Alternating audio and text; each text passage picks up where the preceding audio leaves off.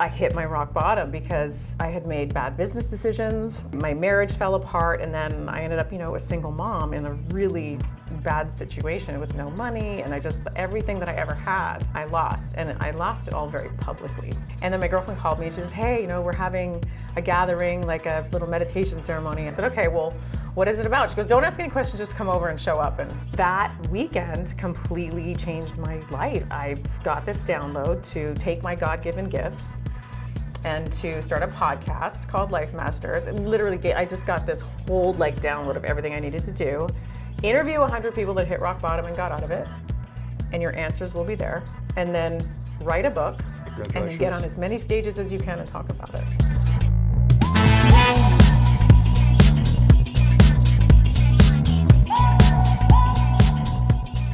Tanya, thank you for joining me today. What the goal of the podcast is to show people the 0 to 1, because you're a very visible figure, finished product, and some people go, I have no idea how she got there. So I always kind of want to take people to a beginning, whether it's the beginning or what you've shared with me before we got started, a very important part of your new beginning. And so wherever you want to take us, because most people only see a finished product and can't seem to bridge to see how you got there. Yeah, so do you mean how I ended up on TV and the whole TV career? Yeah, absolutely. That was a lot of hard work, because I'm sure you know what hard work is all about.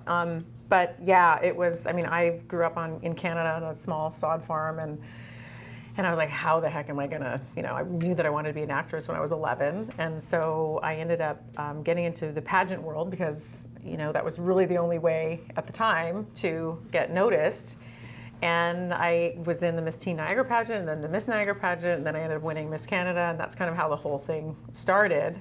And then with that, I went into the American Musical and Dramatic Academy in New York City, studied there for 3 years, graduated from college with a business degree, and then I was off and kind of running, but it took me about 300 commercial auditions to get my very first commercial with Tony Danza. It was an MCI commercial.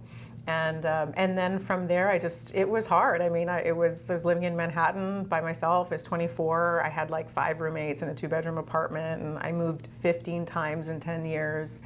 I did every job I could to pay the rent. I was worked for Barbie and Mattel. I was yo-yo skipper at the the Mattel shows. I was a shoe model. I was a Budweiser girl. I was a tanker. Everything that I could possibly do, I did to make ends meet. And then I ended up getting cast as, when DirecTV had 15,000 subscribers, I ended up as the customer news girl that was the head anchor for customer news for DirecTV.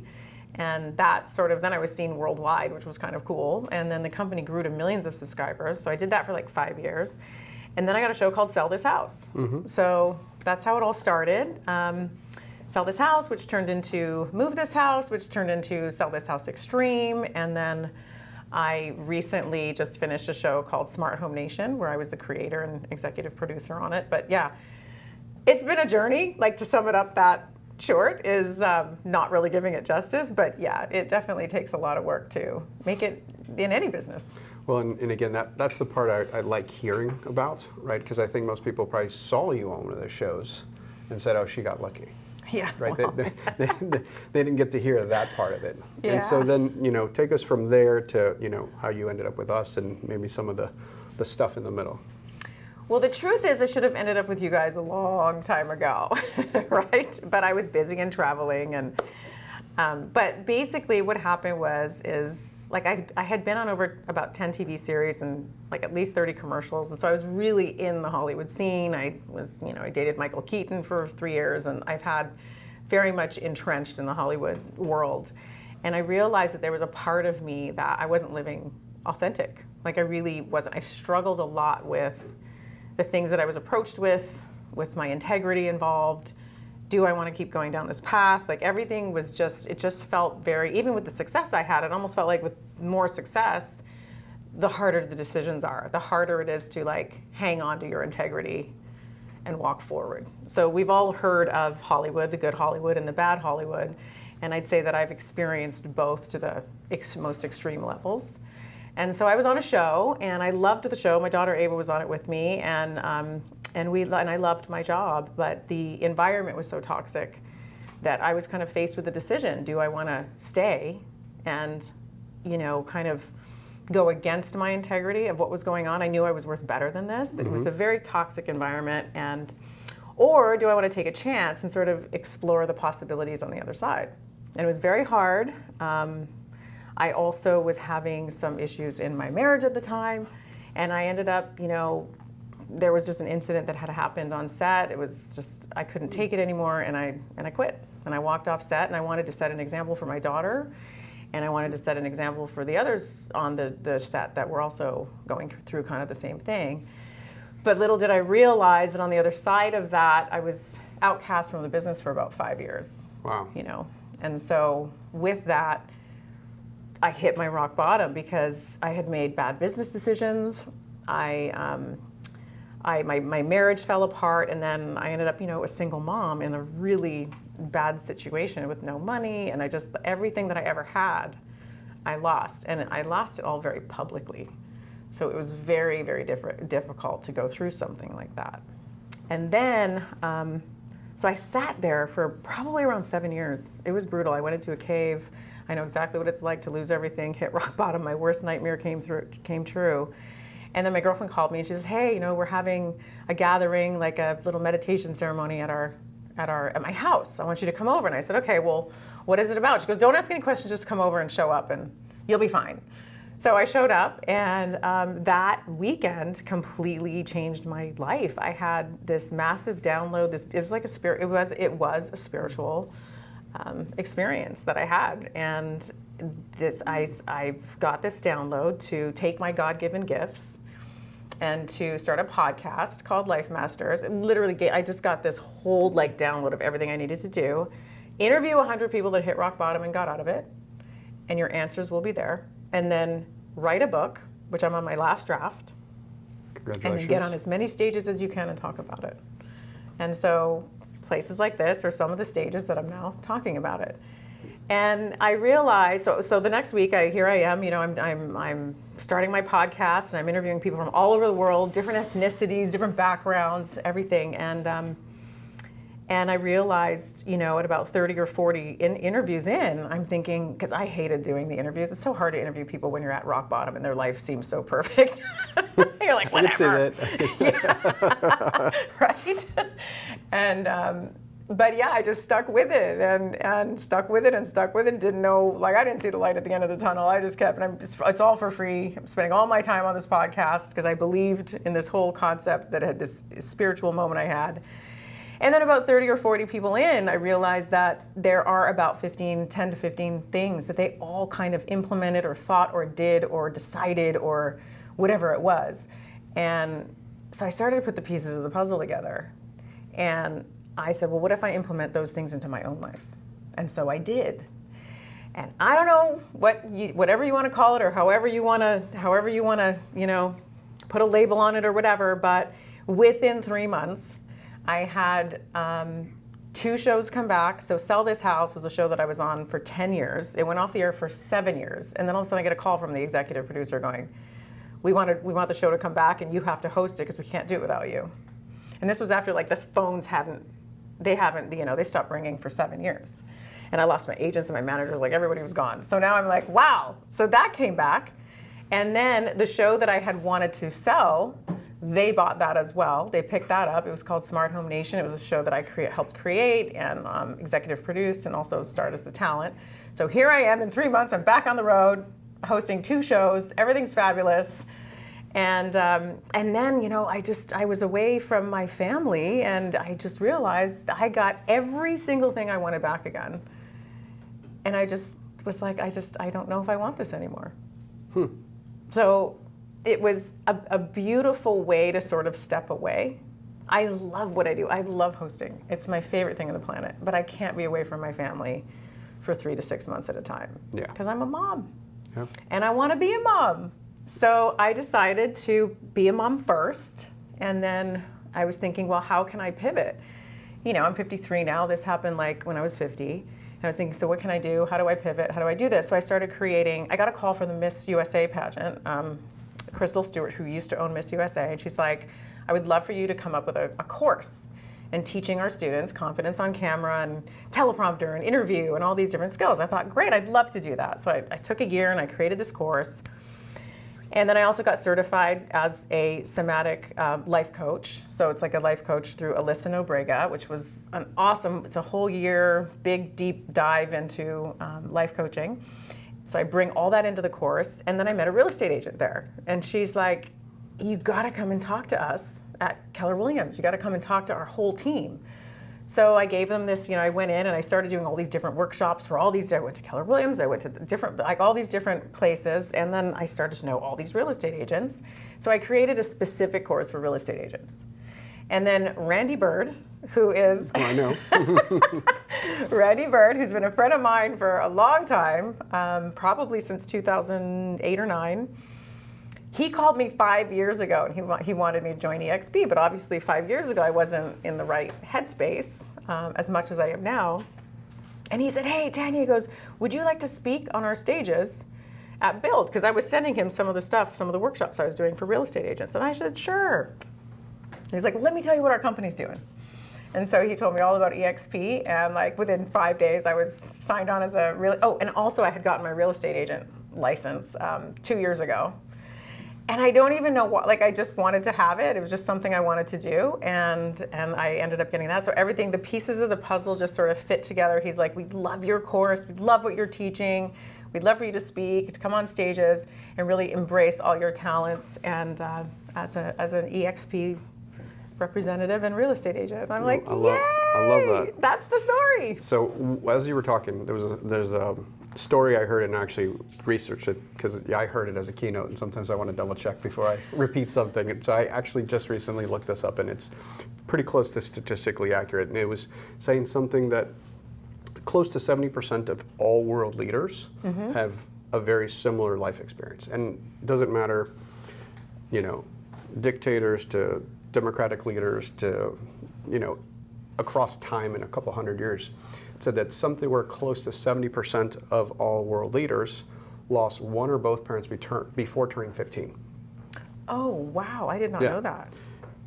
And and if you think about it, they overcame probably the biggest fear of a child, which is the person who's to love and protect me is gone, right? Like losing a mother or a parent is literally the worst possible thing. Yeah. And if you can overcome that, you can literally grow up to run the world. Yes. Or run the country. Yeah. And it's fascinating, right? Because you go, wow. But there's also another group in society that has almost the same statistic. It's people in prison. Wow. So the same horrible traumatic thing happens. And I've been saying this a lot lately. It's like life is 10% what happens and 90% what you choose to react to. So true. Yes. Right? So as you were saying that you interviewed all these people, I'm like, because look, rock bottom, there's also that parable of you meet two brothers, one is super successful and doesn't drink, and the other one's an alcoholic, and it's like, how did you turn out like that? He's like, my dad was an alcoholic, that's why.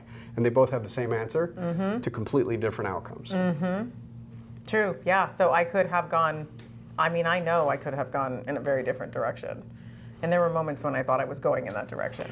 And so obviously without, having you tell me the whole book, but what are some of the commonalities that you think that people struggling even with not rock bottom, but a rut or they're stuck in a place? What are the first things people should, or tell us all 15, whichever. It's all completely up to you. It's a lot. Then I give away my whole book. No. Just give us some really probably unique ones that you think can help people. Yeah, well, I think first of all, and this is all coming from all the interviews I've done, which I've done over 100 at this point, but it's realizing that when you're in your rock bottom, that you're there.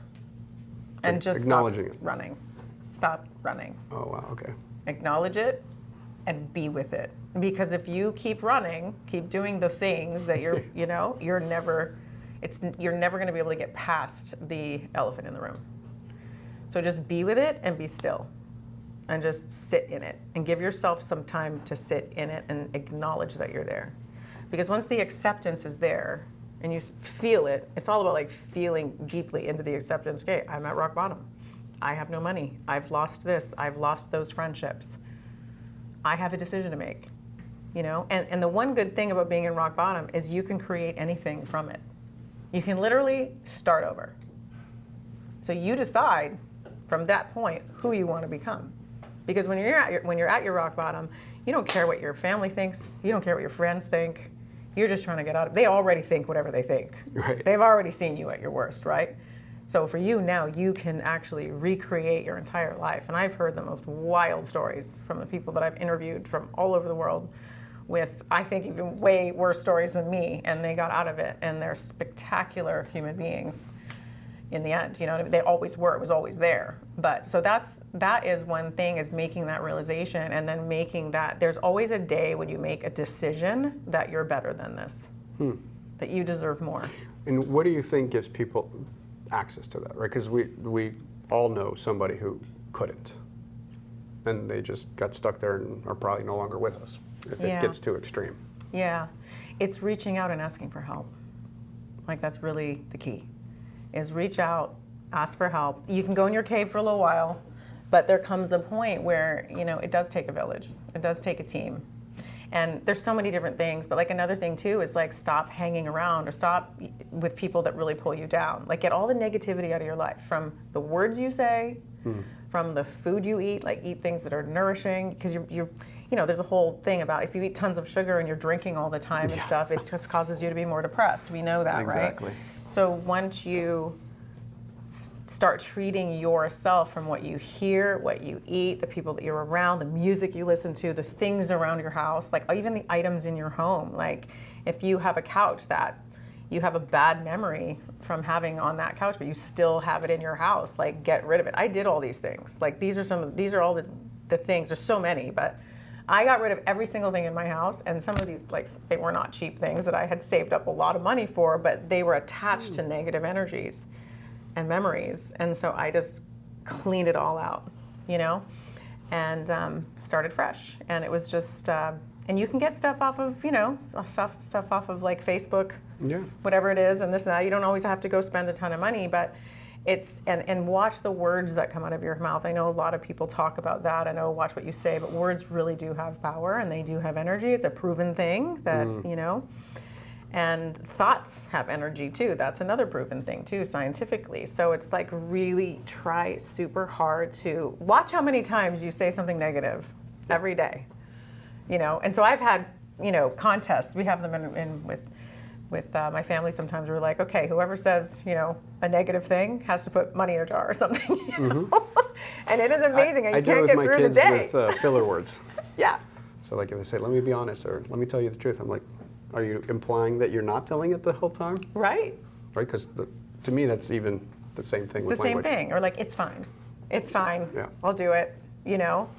But it's more like, oh, I can't do this, or I won't do this. I don't know how. I can't. I don't know how. Like those kinds of words, or I'm not smart enough, or I'm not, you know, it's too much for me, or I'm overwhelmed. That's another thing that I just got out of my vocabulary, is the word overwhelmed, because then you will end up having more overwhelm come your way. Like, when you really believe that whatever you put out there is what you get back, which I am telling you, every single person that I interviewed, they all believed in this concept, that whatever you put out energetically, through your words, through whatever you say, you know, and whatever you do, your actions too, is what you create in your life. So I was like, okay, you know, you can roll your eyes at it, but I'm like, oh, no. Yeah, not saying you are, but yeah. I just mean. I remember Yeah. having a college roommate, because I got licensed at 19. So I was selling $10-20 million of real estate as a college student.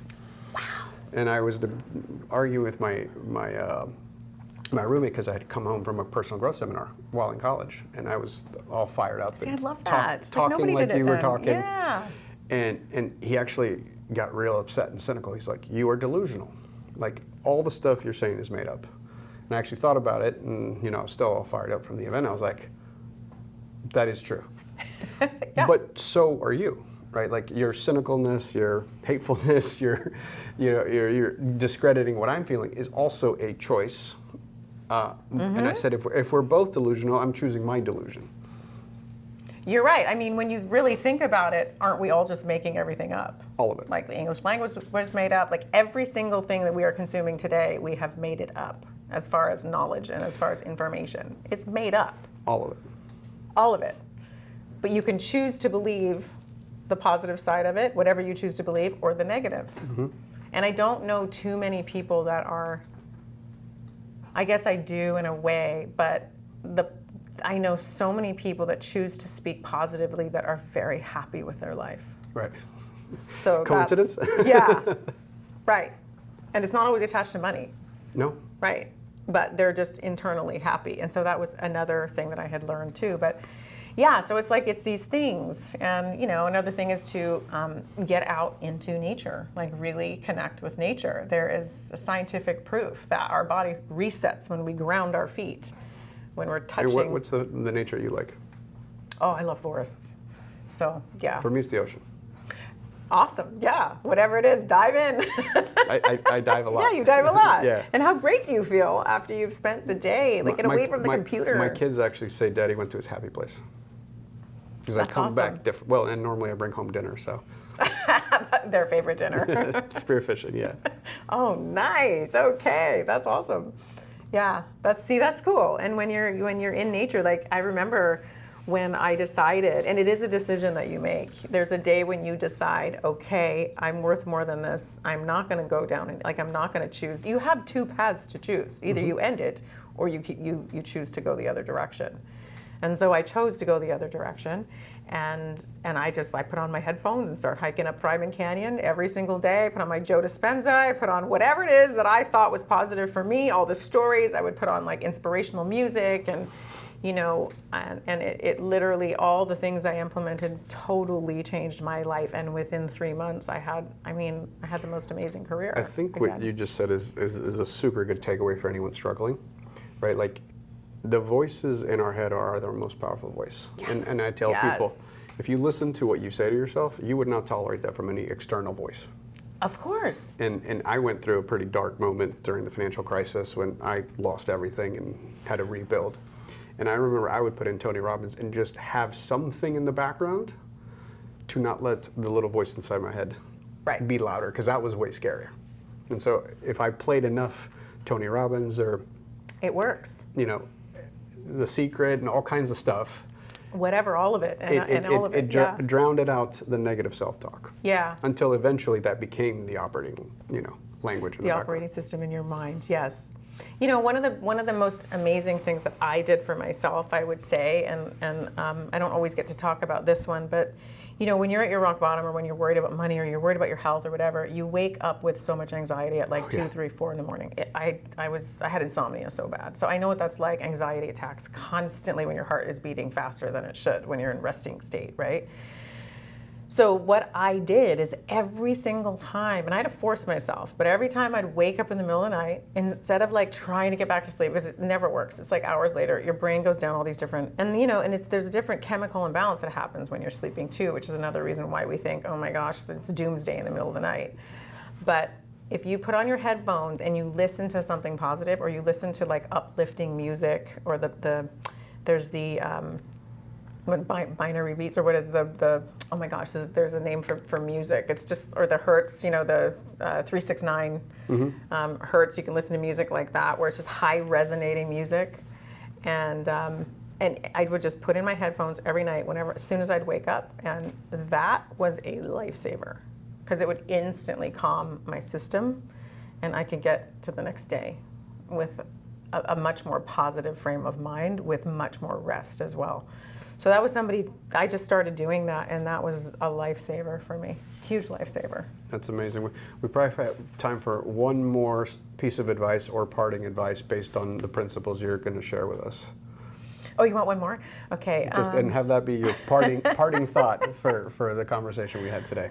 Okay, I would just say, a lot of times when you're in your rock bottom too, especially if you came from what I came from, when you had money and you lost it. I had it and I lost it.